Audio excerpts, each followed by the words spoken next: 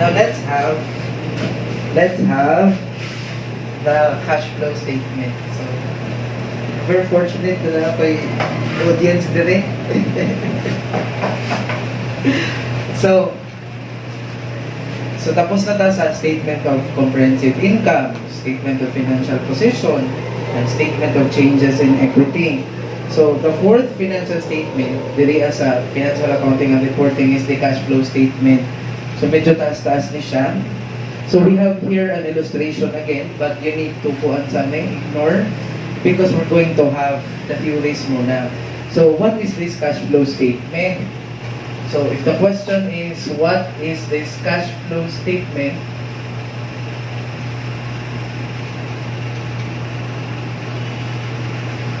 Now, this cash flow statement is a statement that explains the cash beginning, the unsa niya pag-add to sa cash ending. For example, if the cash beginning is 125,000, the cash ending became 281,250.62. So, kilisad-lisad yun ang amount. Pero, what's the reason why the cash beginning started at 125 became 281,250.62? So, if you wanted to answer that question, you can go to the cash flow statement. So, again, that basically explains why the balance of the cash beginning became the cash ending. So, logically speaking, from cash beginning, nahimo ni siyang inani, duha lagi nahitabo. Una, nai-inflow. Because it increased.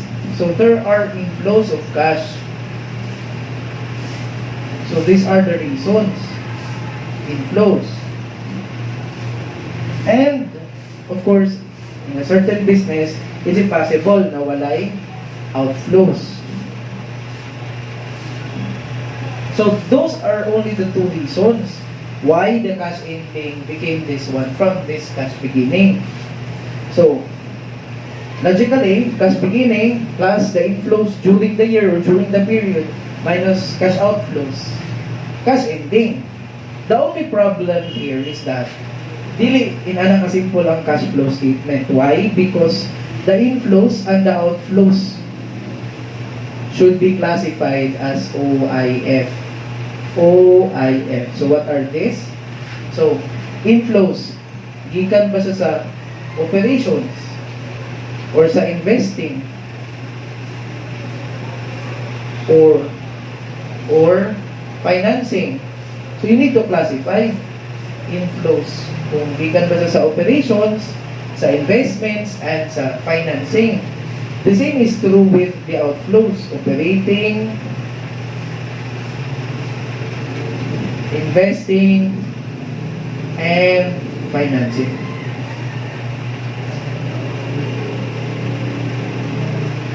So, there are three sections sa imong statement of cash flows. So, if you're going to make statement of cash flows, there is what we call as the operating activities section.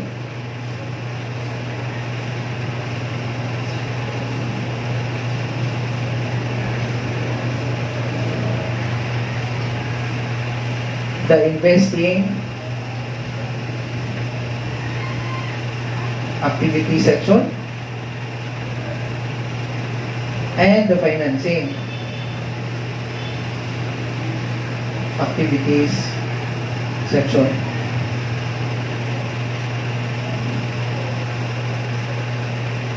And if this three, the net cash inflows from here, why do I say net cash inflows? Because under operating activities, there are inflows and outflows. So you're going to put it here, inflows minus outflows. And you will have the net cash under operating activities. The same is true with here. The same is true with here. So, the net cash flows, nilang talo.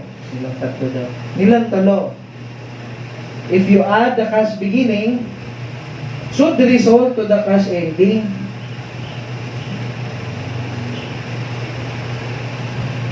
So that's the format of your statement of cash flows. The only problem is, you need to be able to determine if that cash inflow or outflow is operating, investing, and financing. So, the operating cash inflows and cash outflows are those imuhang nadawat, cash received, or cash payments because of the operations of the business or the normal course of business. Like for example, tutorial services like this one, if mabayad ang duty, diba? So that's a cash inflow from operating activities. Tama ba? So, that's inflows from operating activities. Outflows from operating activities are those gibayad na po in order to get, for example, this whiteboard marker. So, mga outflow po na under operating activities. Kaya related naman siya sa operations. Tama? Now, if this is related sa operations, how about investing and financing? When we talk about investing, let's say for example, home tutorial services. Kung ano siya, grabe ka successful. And that, for example, na ako'y, example lang, na ako'y 1 million pesos na. Niya ang 1 million pesos, siya daw, mahulot og mga inani, mga kinahanglanon, or sa kurente, because operations. Or else, if ever na ako'y mga kauban, akong pasweldohon, siya daw mahulot ang 1 million. So, pwede na ako na ilahi na ang para sa operations. Ang uban, ako nang i-invest. Diba sa 1 million. Let's say for example, ang kinala na operation is only 200,000. So na ko 800,000. So I'm going to invest that. So, how do I invest that? Not in the operations.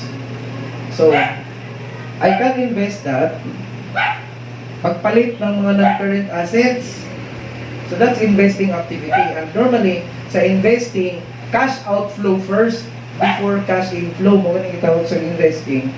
Kaya you need to sacrifice first before you get a gain. Like for example, nagpalit ko o refrigerator for this particular room. Diba? So that's a non-current asset. So that's a cash outflow if ever I purchased it for cash. Pag i-purchase na ako ng account, wala na siya ilabot sa cash flow statement, syempre, because cash flow statement is nakabase if ever na cash inflow or cash outflow, tama? So, when I purchase a refrigerator, non-current asset man siya, investing activity na. Tama? Yes. Or else, I could use the 800,000, ako siyang ipautang, patubuan ako mga 2% per month. So that is still considered as investing, ipautang ako. Because it's not related sa ordinary course of business ng tutorial services. Tama ba? So that's investing. But later on, they will pay. Diba? So they will pay. So that will be converted into cash inflows, investing activities. Plus, magbayad pag yun siya interest. Ang katin mong ipautang ba? Bayad to og interest. So cash inflow na po. Diba? Pero the twist is the interest that you are going to receive because nagpautang ka will not be classified as investing activity na cash inflow. It will be recognized as a cash inflow under operating activities. Here.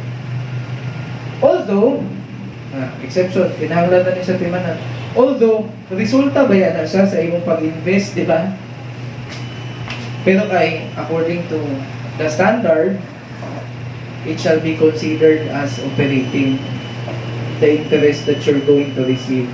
But the payment of the principal, katong imong ipautang, ang bayad ng principal, that's considered as cash inflow under investing activities. So, again, the investing activities are those na palit ka ng long-term assets or non-current assets or imo siyang ipautang or ipalit nimo siya og shares. Mga investing activities na sila whereby cash outflow first before you enjoy the cash inflow later. Get ko? Now, let's have the financing activities. So, sa financing activities, baliktad na eh. If sa investing, normally, the entity, dagagwata mo nag-invest in order for it to earn. Dili sa financing, the company or the entity is in need of cash. So, pag nangutang ang business from a bank, for example, that's a financing activity. And anything na i-release ni bank as loans are considered as cash inflows under financing activity. Duha naman ang perminti na sa financing activity. So, pag ang entity nag-need of cash, duha naman sa gudang yung takbuhan. Unang-una are the owners, or is the owner or the owners, tama ba? So, if the owners ang itakbuhan sa entity, kulang sa kwarta, it's either for expansion or other reasons at all. Additional investments ng mga owners are considered as financing. So, pag nag-invest personal funds ang owners, that's considered as cash inflows under financing activities. Or pwede ang entity mangutang sa third parties, sa mga banks and other financial institutions, and if mag-release ang bank ng kwarta, the proceeds are considered as cash inflows related sa financing activity. Okay?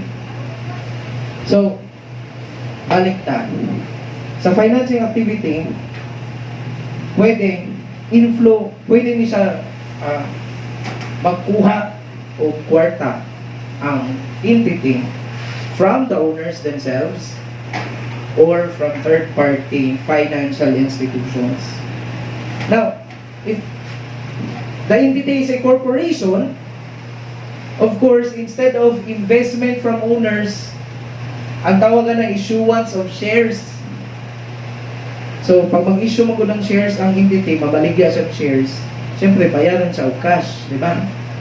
Tagang shares, may mo na siyang shareholder, may mo na owner. Pero that particular shareholder na kitagaan ng shares will pay. Diba? So, cash inflow from financing activity na siya pag mag-issue ng shares ang company. Pero kung ang company magpalit og shares, nag-invest na siya.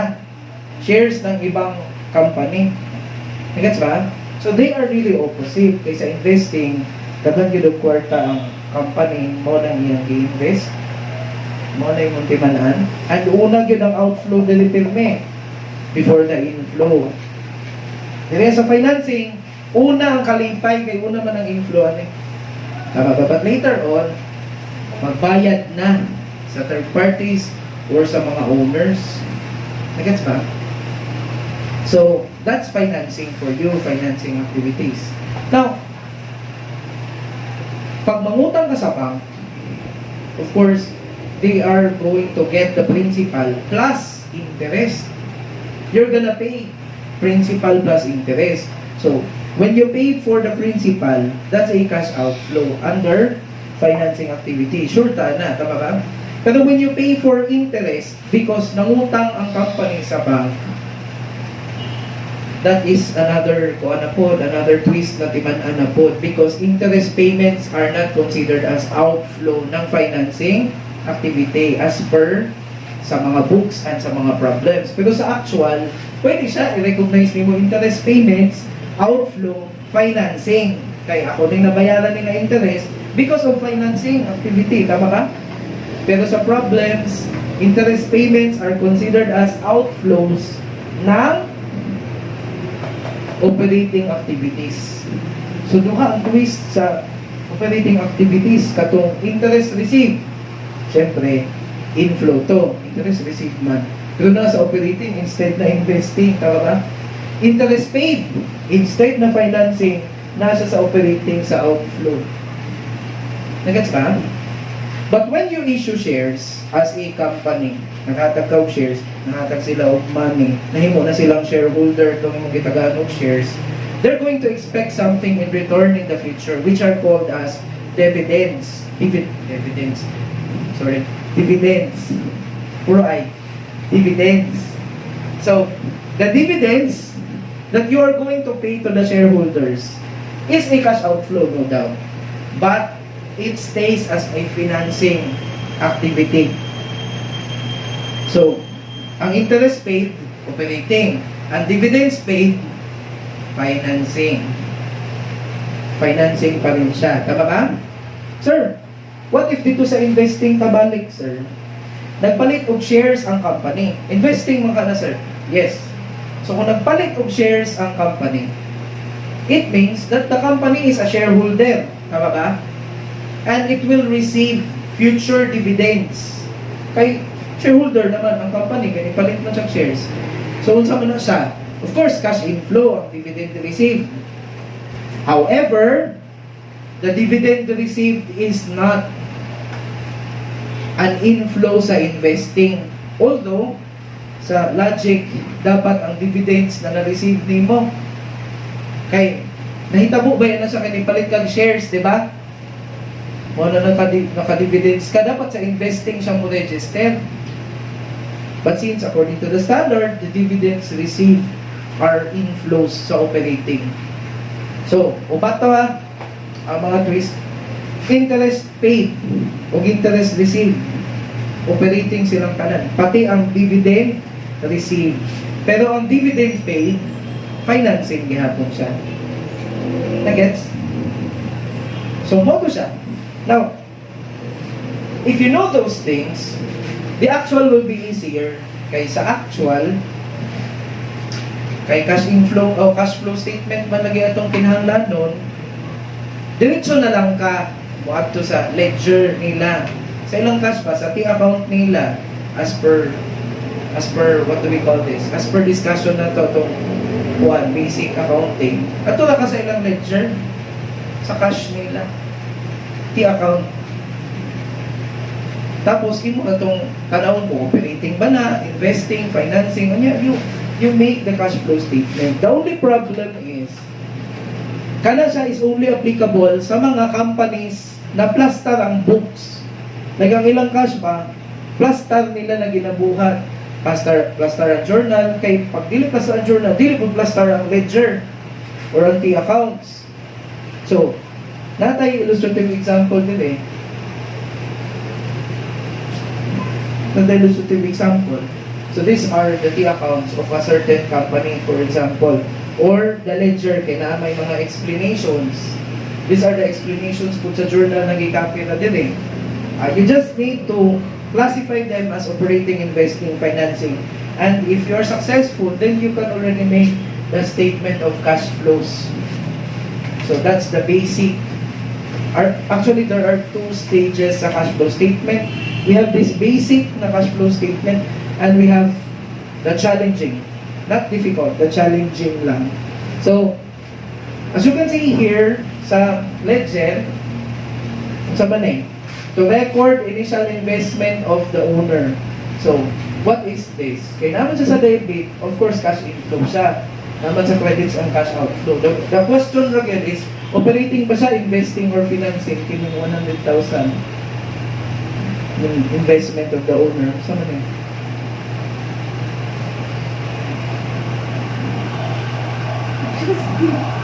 Financing. Di ba financing na? Kasi kung nila akong audience na, akong audience siya na isa, hindi pagit mo itong pa. Sige na, financing, di ba? Financing siya. Because it's not related sa operations, di ba pwedeng investing activity. Tama ba? Next, payment for business permits and licenses. Operating, investing, financing. Operating. Related siya sa operations. Payment of advance rent. Operating. Payment. Partial payment for supplies. Operating. Purchase of office equipment. Investing. Payment of salaries. Operating. Payment of utilities. Operating. Advance payment from customers. Operating pa rin. Cash received from customers. Operating. Cash withdrawn by the owner. Financing. Manilabot sa operations na i-withdraw personal may owner. Diba? Dividends paid gani sa mga owners or financing, labi na ni. Nag-gibitulog yun ang iyang kwarta. Diba? So, financing. So, inana na ka-simple, and if you are going to make the cash flow statement na, awal yung ilison, di mo kita itag cash flow statement na formal, ha?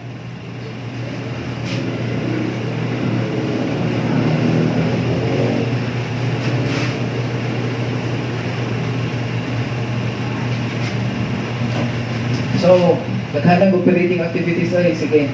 Butang ta diri ang operating activity section.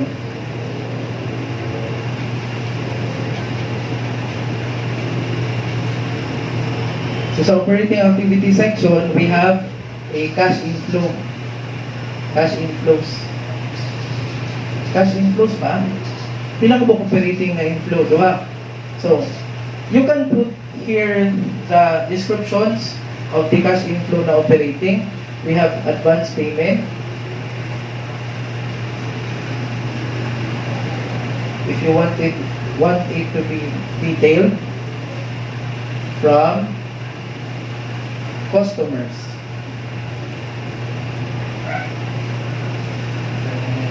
Later na. The advance payment from customers is 80,000. And cash received from customers, pero dili advance ang customers cash received.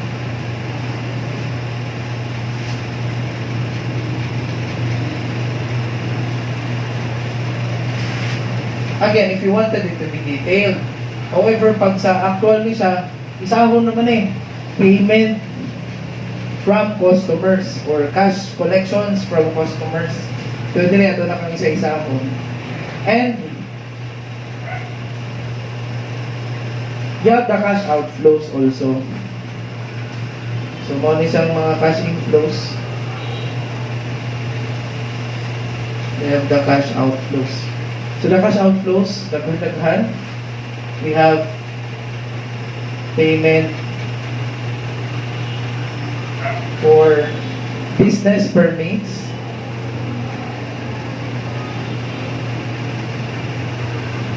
Ilan man po? 2,300. You have payment for advance rent, 15,000. You have payment for supplies, 10K.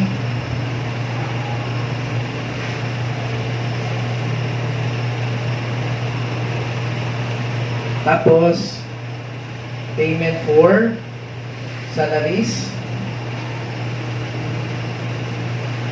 30,000. And then, payment for utilities. That's the last.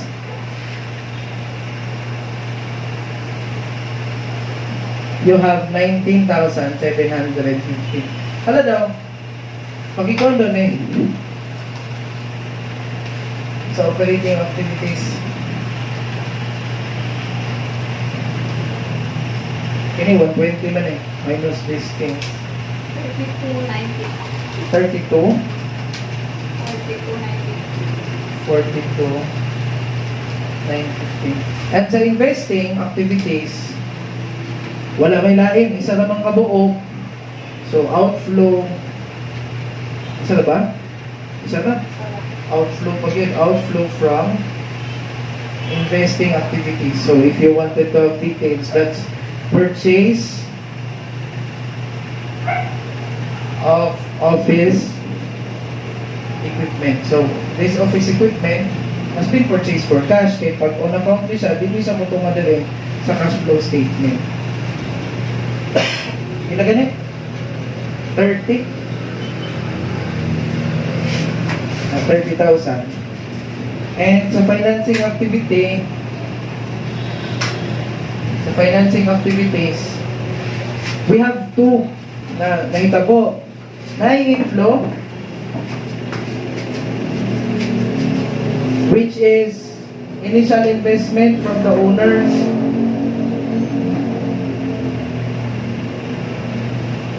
The initial investment from the owner is 100,000. But later on, na-outflow na hitabo. We have withdrawal by the owner.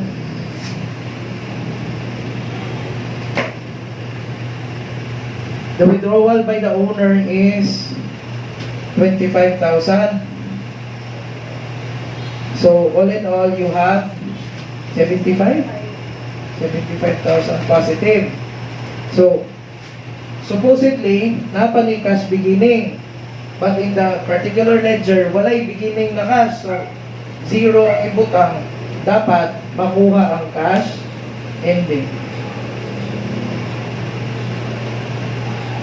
42,950. Sino naman eh? 12,950 plus 75. Pila man? 87. Oh. Yung 37,950 mong gisulti. Eh, na wrong, ta. So meaning, as you can see here, only ang naong sa cash flow statement. Again, under the assumption that it's in the actual, and of course, the company is really monitoring their cash inflow and cash outflow, and they have a proper legend ng cash. So, let's go to the intermediate, sa challenging na part. What's the challenging na part? The problem will not give this. Sabay lang ihatag. Ihatag nila ang cash beginning o ang cash ending. Karon, ipahanap sa imo na yung outflows, net cash flows, operating, investing, and financing. So, ihatag ang cash beginning, cash ending. Tapos ihatag po ang mga account balances ng balance sheet and income statement. Muna ilang ihatag, wala na eh. So, saan mo paghimo o cash flow statement based on the balances ng beginning, ending ng balance sheet o niya income statement. That's the challenge. So again, ang ihatag na beginning balance and ending balance of the balance sheet accounts plus income statement. And you need to produce a net cash flows sa operating, investing, and financing. So, muna ang sa challenging na part. So, how do you do it? So, kuha ko rin ang iyos.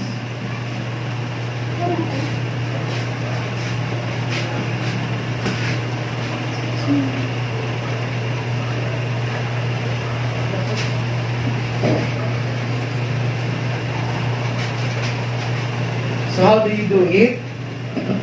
How do you make a cash flow statement from the beginning and ending balances of balance sheet?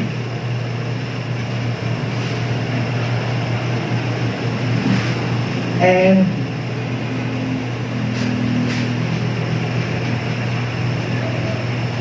the income statement lang. So, example, kung saan man pagkuha ang cash from customers. So, ihatag ang IAB beginning, kasi syempre, the sales is directly related sa IAB. Tama ba? So, IAB beginning, for example, is 120,000. Tapos, ER ending, 150.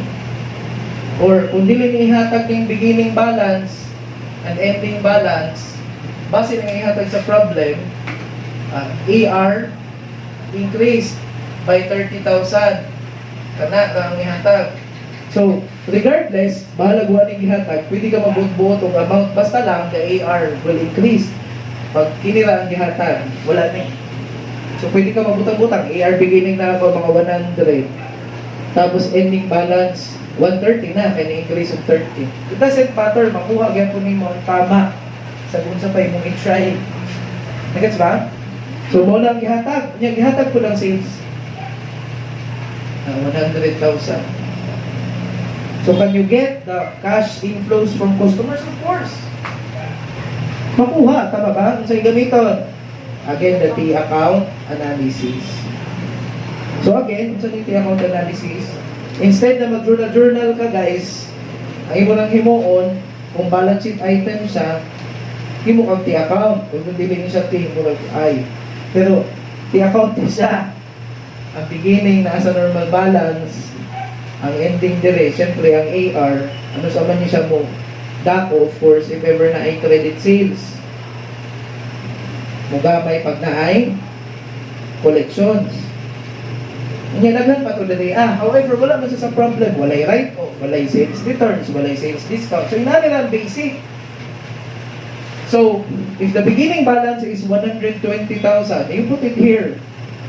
And you put the ending balance 150 here. And since the sales is even 100, so 220, nani siya? Yung sa debit balance, you copy it right here. So 220 minus 150. So 20 minus 150 ka? 70. So the collections is 70. So pwede na ka makabutang cash collections from customers 70. So unsay gihatag ra? Beginning and ending balance plus sa income statement. Now, remember always guys, nainani siya. Di ba operating, investing, o financing man? Nga puro na sila na inflow, outflow, inflow, outflow. Kini, wala tayong problema ining iyan. Ano man, kabalo magtangan, dirigid na sa operating ni Butang. So, kung sa may mga clue terms, na pag account analysis ka, kung makuha manggaling nimo ang mga cash collections or cash inflow, cash outflow, asa siya ibutang. So, ilani daw ang palatandaan, guys. Una, unsa man na imong account analysis, current asset ba? Pag current asset daw ang imong account analysis, like this AR, malamang kung unsay makuha na amount diha will belong to the operating activities pag current assets imong account. Except if dili siya related sa operations. So, unsa may mga dili related sa operations na mga current assets. Then, cash. Wala na nailabot nila. May cash flow statement man ta. I-add. Related na sa operations. Merchandise inventory. Related na sa operations. Kung may related sa operations na current asset siya. Ha? Pag trading securities, kay operations naman na. Kaya mo ganing. Mo na siya kita trading kay mo gid na yung trabaho, buy and sell ng shares. So, apil na siya sa operations. Kung sa may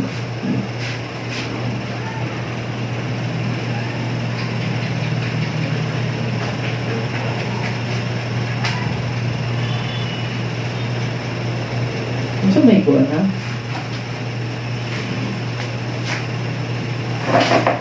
Kami tayo, nagpautang kasi mong silingan. Ako, pautang ko silingan, tutorial services ni. Napautang ko sa mong silingan, bayaran na daw niya 6 months later. O syempre, current asset siya. Diba na ako, receivable na ako from my silingan. Diba? Hindi mo siya promissory note. So, notes receivable siya on my part. 6 months ang maturity. Current asset siya, tama ba? But is it related sa operations ng tutorial services? No. Tama ba? So, if that's the case, dili na siya dili sa operating. Kay current asset man siya, pero not related sa operations.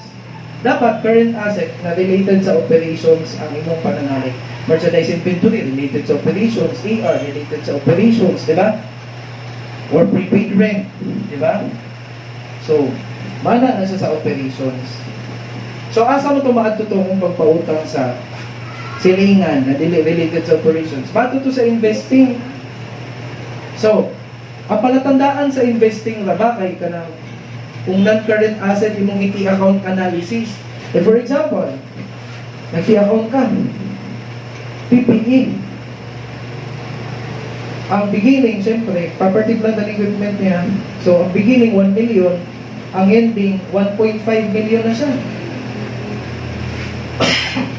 Kaya wala'y gitlain diingon sa problem. Ano bang nainanin eh?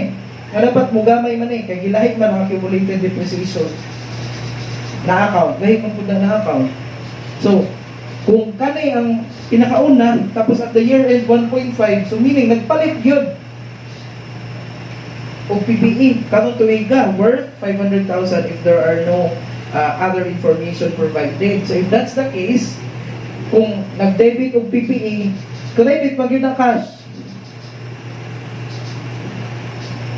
So kining 500,000 na ato ang na-analyze din will become part of the investing activities under outflows. Maliban at dong akong gisulti nga nagpautang ng 6 months, di matunan current asset, di ba? Pero investing man to. So maadto gyapon to sa investing. Ang ako lang gisulti is if current asset imong giti account, pato gina sa operating. Pag non-current asset, dako chance na adto na siya sa investing, tama ba? Tapos kung ang imong giti account analysis kining mga loans payable, so may tawag ini non-current liabilities o ang equity or capital mo na ang imuhang ginati account, malamang kung sa'y resulta diha maadto sa financing activity, tama ba? So the account analysis is still useful para makakuha ang mga amounts. So mga balance sheet ang imuhang initan. So pagka na balance sheet account, maliban sa cash, balance sheet account, current asset, imong giti account siya. Yan nakakita ka dito mga cash inflow, cash outflow. Like for example this one, cash inflow man At ito gina sa operating, pag current assets kasagaran. Pag non-current assets, investing kasagaran. Unless, dili yun siya investing. Nagets ba? Example, deferred tax liability. Ang deferred tax liability, non-current asset man na. Pero wala na yung kinalaman sa investing. Kaya dito nga ng deferred tax liability because of your taxes. And taxes is part of operations. Tama ba? So whatever happens sa deferred tax liability, nag-account ka, anything na mo resulta dito will not become part of investing. Kaya di pa lang investing. Ang investing, purchasing of non-current assets, or magpautang ka sa bisan kinsa, or nagpalit ka of shares, na dili man na nimo trabaho. Dili trabaho ng company. Pero kung bangko ka, syempre, normal course of business, malali mo na magpautang. So, ito na siya sa operating. Tama ba? So, again, kasagaran ba ng current assets na imong iti account ang sa investing? Na yung mga non-current assets na wala siya kinalaman sa investing mo na hinahanglan ni mo i-analyze. Ang sa ito yung example, deferred tax liability. Okay? Napayusahay na nakakay non-current liability. Kaya nangutang ka sa imong supplier, dugay ni mo bayaran, kaya ako kayo ang imong ipalit sa supplier. Like, ako kitay ang supplier ng Farmally, di ba? So, ako kayo ang iutang sa Farmally. Pero related to sa operations, di ba? Itong magpautang ng goods, di ba? So, dapat mutunga to siya, inflows and outflows related to that particular transaction should be under operating activities. Pero kung nangutang ko sa bangko, as Farmally, financing. Pero kato, nangutang naman sa supplier. Diba? Mask man ang gihatag ni supplier. Tapos pagbayad ko. Diba? So pagbayad na ko, outflow. Pero operating activities. Bahala pag after 10 years pa ko magbayad. Gikan sa nangutang ko. Nagas ba? So, dapat lang klaro sa inyo sa meaning ng operating, investing, and financing. So,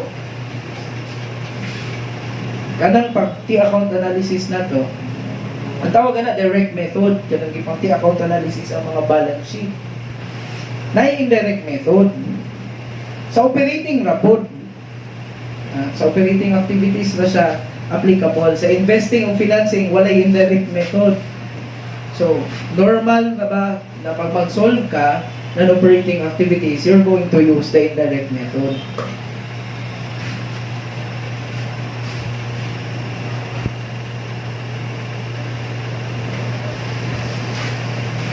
So, kung sa may indirect method, pagkuha ng operating activities, May pag direct method, iti-account naman mo ng mga current assets, tapos pang i-pick up mo ng mga collections from customers o cash inflow. Pag kuha po ni salaries o salaries payable, imong iti-account. Kuha mo ang salaries paid, outflow mo na under operating activities, di ba? Tapos pag tax payable po, at hanapon mo ang tax payments o outflow sa ng operating activities, tama ba? So yun na ang direct method. Ang indirect, dili inana. Hindi ako nang indirect.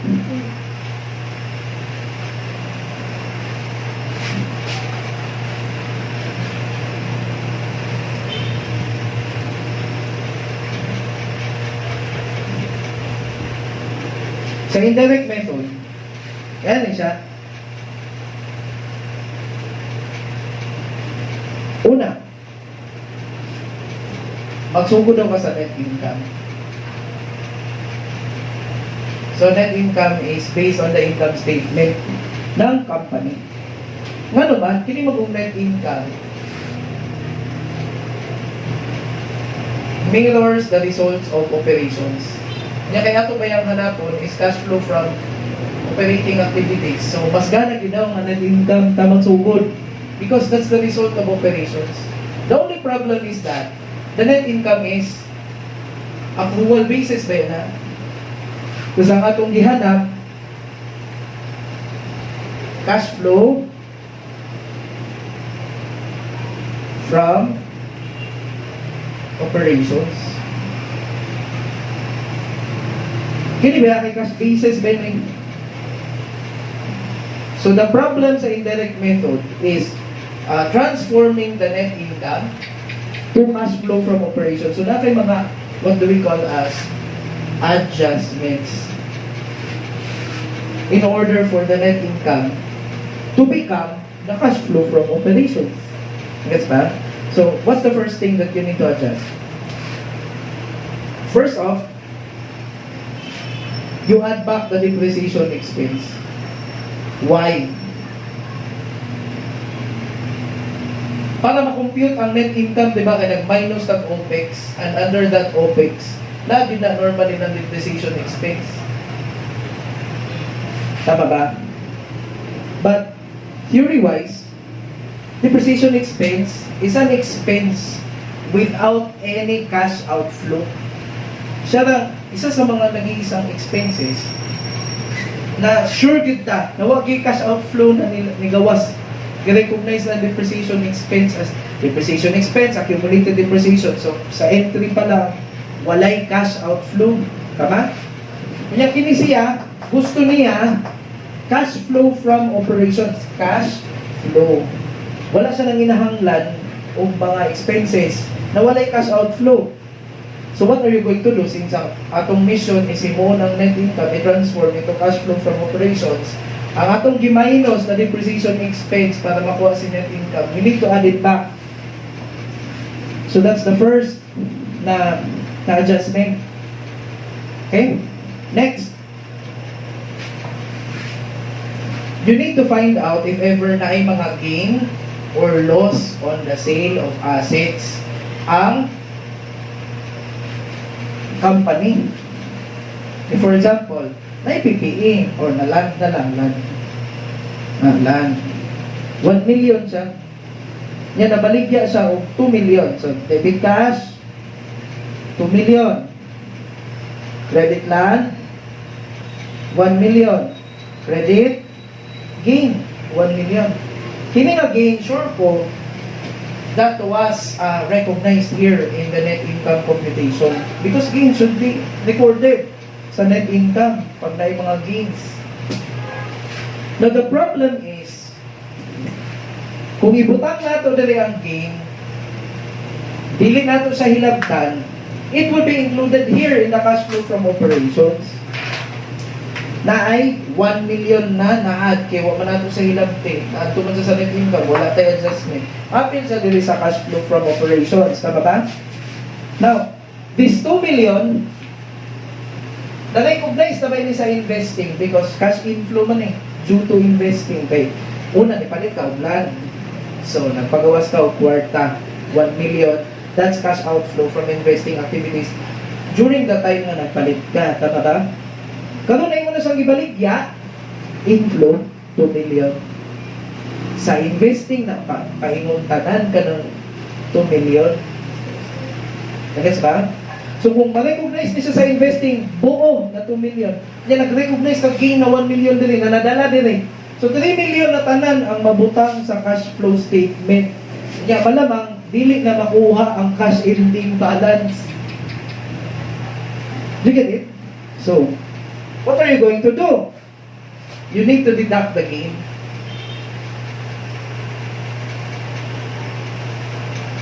So aside from adding the depreciation back, you need to deduct the gains.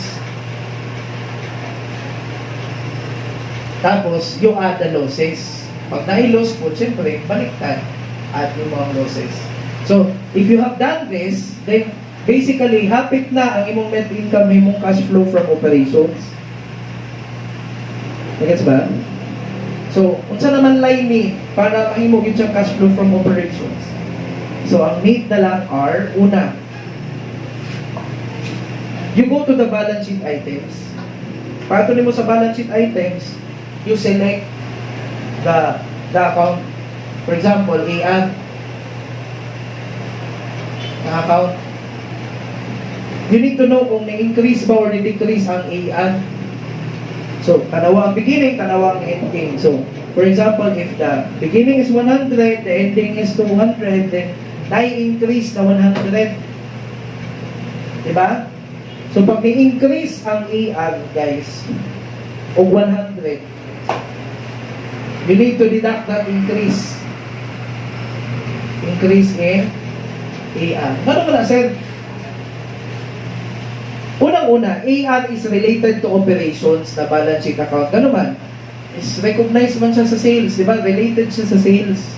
So, anything na related sa pag-compute mo, sales, cost of sales, gross profit, tanan mo makit-an dire, interest expense, interest income, kana silang tanan, operations na, related sa operations.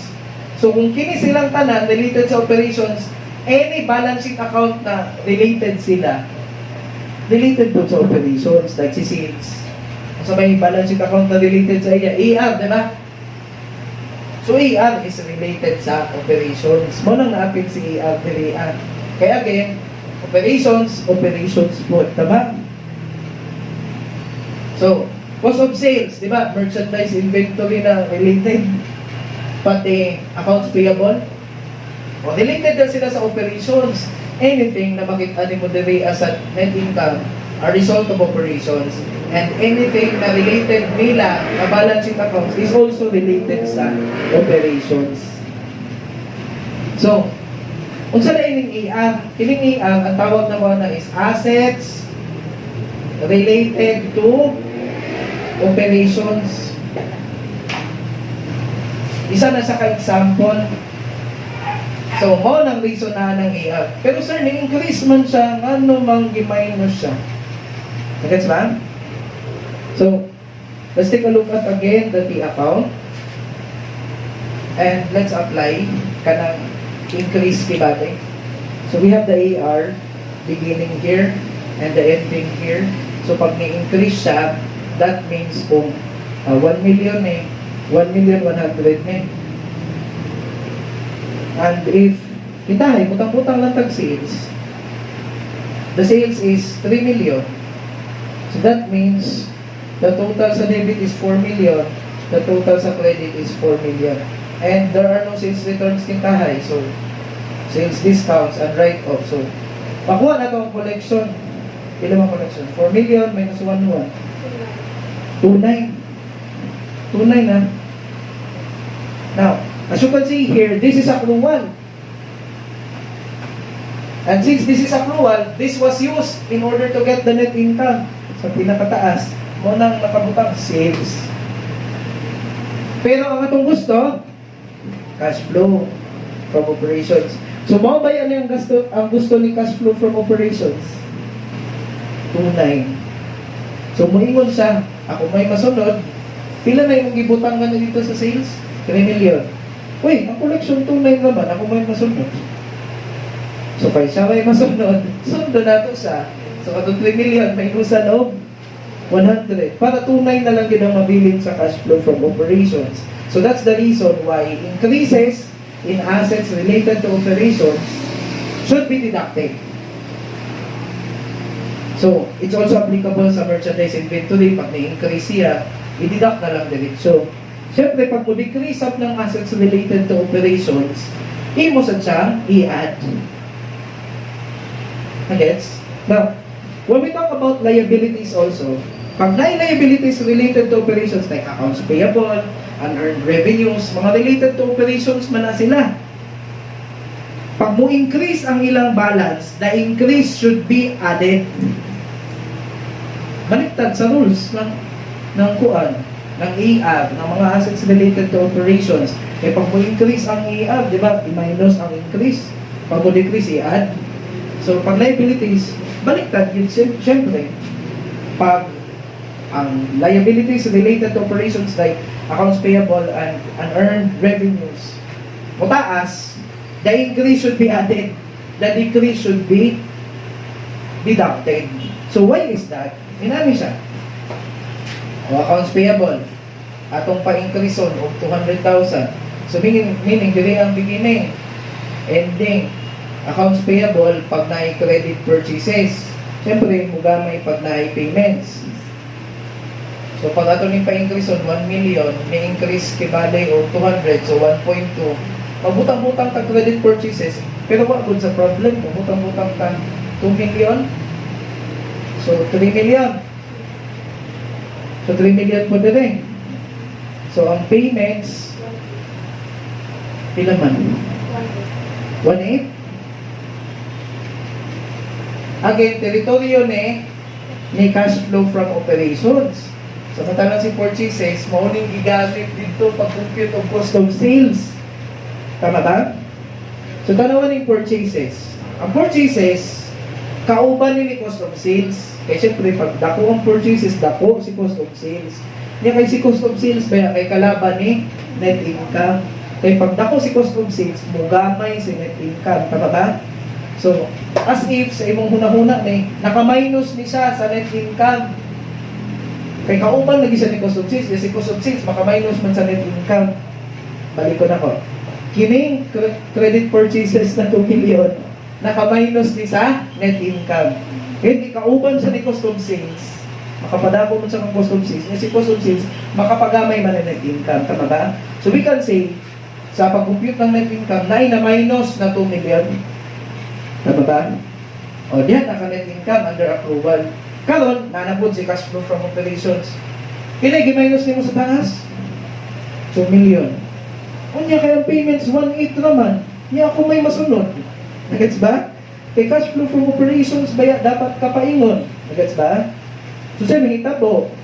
Para makontra mong gi-minus dito na 2 million, masunod ang i-minus na 1.8, mag-add ka og 200, which is the increase of the accounts payable. So, balik ko na ko. Increase in liabilities related to operations shall be added. Gets ba? Now, if you did all that, then nada ni mo depreciation na minus imong gains na plus imong losses, ang mga increases sa assets related in operations gi-minus nimo, tapos ang mga decreases po imong gi-add. Pag sa liabilities na po lang isgutan, ang mga increases imong gi-add, ang mga decreases imong gi-minus. Ang net income, guys, mahimo na gyud na siyang cash flow from operations if you did all that. Yes ba? Of course, nanapoy pangutana, sir, i-apply. Experiment yun na nasa comment section. I-apply. Para nang guide. So, itong i-apply later.